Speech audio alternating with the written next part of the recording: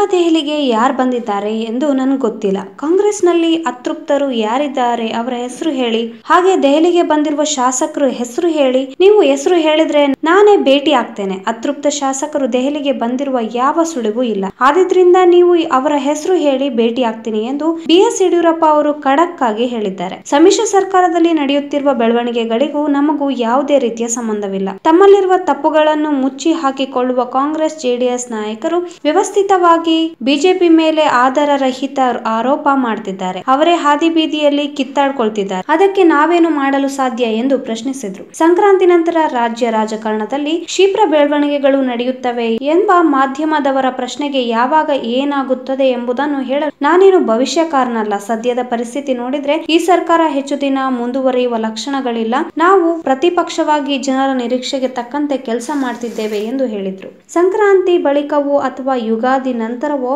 ಶುಭ ಸುದ್ದಿ ಬಿಜೆಪಿಗೆ ಸಿಗಲಿದೆ ಎಂಬುದು ಕೇವಲ ವದಂತಿ.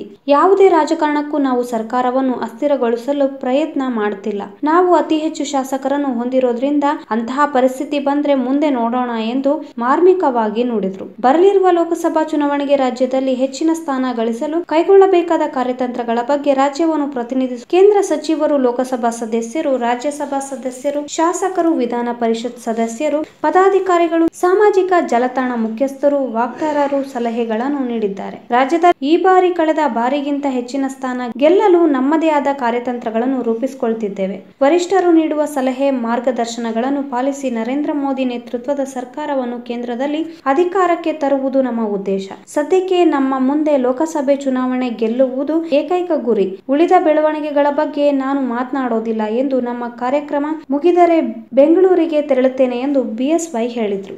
ಈ ವಿಡಿಯೋ ನಿಮಗೆ ಇಷ್ಟವಾದಲ್ಲಿ ಲೈಕ್ ಮಾಡಿ, ಶೇರ್ ಮಾಡಿ, ಸಬ್ಸ್ಕ್ರೈಬ್ ಮಾಡಿ.